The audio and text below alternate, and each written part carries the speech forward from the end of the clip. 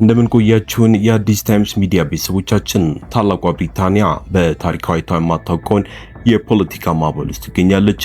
በጁላይ 2024 በታላቅ ተስፋ ወደ ስልጣን የመጡት የሊበራል ፓርቲ መሪ ኪር ስታርመር ከሁለት ዓመታት አስቸጋሪ ቆይታ በኋላ ስልጣናቸውን በገዛ ፈቃዳቸው መልቀቃቸውን ይፋ አድርገዋል። ይህ ክስተት የአገሪቱን ባለፉት ጥቂት አስርተ ዓመታት ውስጥ ሰባተኛ መሪዋን እንድትፈልግ አስገድዷታል።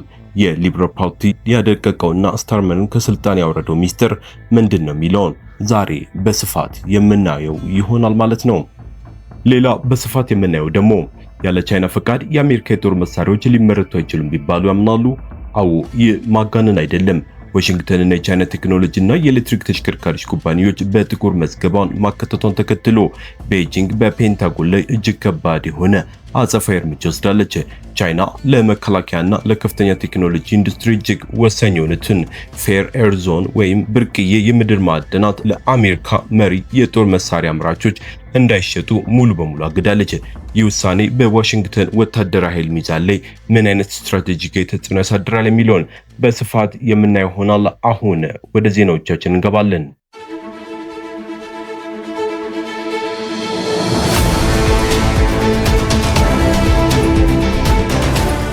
የኪር ስታርመር ውድቀት በድንገት የመጣ አይደለም።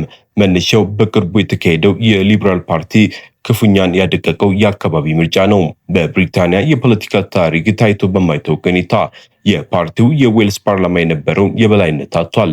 በታሪኩ የከፋውን የስኮትላንድ ምርጫ ውጤት ያስመዘገበ ሲሆን በእንግሊዝ ምድር ብቻ ከ1200 በላይ የወንበር መቀመጫዎችን ተነጥቋል።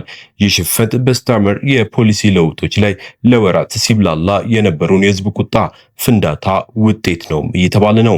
የስታርመር መንግስት የማህበራዊና ደህንነት ድጋፎች መቀነሱ፣ የአገሪቱ የኢኮኖሚ ቀውስና ከኢራን ጦርነት ጋር በተያያዘ የተፈጠረው የዋጋ ንረት ህዝቡን ክፉኛ አስቆጥቶት ነበር። የብሪታንያ ህዝብ ምርጫ ካርዱን ስታርመርን ፖሊሲያቸውንም አንፈልግምም ብሏቸዋል። በዘመናዊቷ እንግሊዝ ታሪክ የጠቅላይ ሚኒስትሮች የስልጣን ዘመድ እንደ ሻማ እየገለጠ መጥቷል። ሊዝ ትረስ በ2022 ለ44 ቀናት ብቻ ቆይተው ወረዱ። ተተኪያቸው ሪሺ ሱናክም ከአንድ ዓመት ከ8 ወራት በላይ መጓዝ አልቻሉም። ኪር ስታርመር የ2 ዓመት ቆይታቸውን አጠናቀው ስልጣን ሲለቁ የብሪታንያ ፖሊሲ ምን ያህል ያልተረጋጋና ተለዋዋጭ መሆኑን ዳግም አረጋግጧል።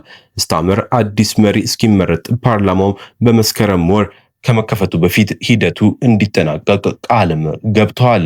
የስታርመር መውረድ ለአንድ ሰው ትልቅ የፖለቲካ በር ከፍቷል። እሱም አንዲ በርነር ነው።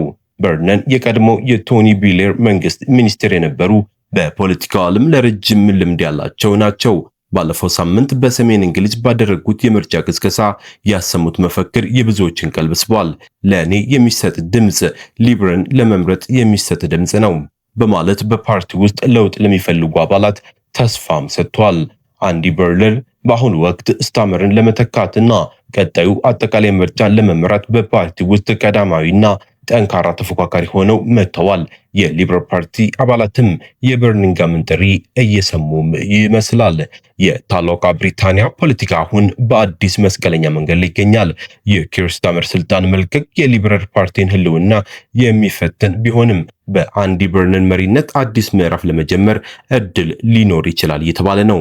ነገር ግን ዋናው ጥያቄ አዲሱ መሪ የብሪታንያ የኢኮኖሚ ቀውስና የህዝቡን የኑሮ ዋስትና ማስተካከል ይችላል ወይ የሚለው ነው።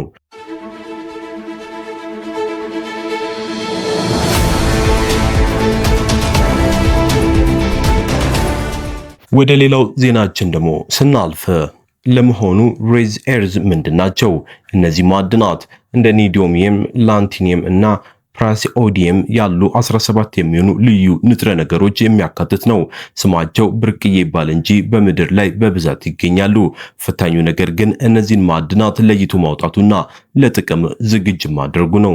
እጅግ በጣም ውስብስብና ውድና አካባቢን የሚበክል መሆኑ ነው። እዚህ ጋር ነው የቻይና የበላይነት የሚመጣው። ቻይና የዓለማችንን 70% የሚሆነውን የሬዝ ኤርዝ ማዕድናት የምታመርት ሲሆን ማዕድናቱን የማጣራትና ወደ ጥቅም የመቀየር ሂደቱ ደግሞ እስከ 90 በመቶ የምትቆጣጠረው እሷ ናት። ያለ እነዚህ ማዕድናት ዘመናዊ ስልኮች፣ የኤሌክትሪክ መኪኖች፣ በራሪዎችንም ከሁሉም በላይ ደግሞ የጦር መሳሪያዎች ሊሰሩ አይችሉም። አሁን ወደ ዋናው ስጋት እንምጣ። የአሜሪካ ወታደራዊ ቴክኖሎጂ የበላይነት ሙሉ በሙሉ በእነዚህ ማዕድናት ላይ የተመሰረተ ነው።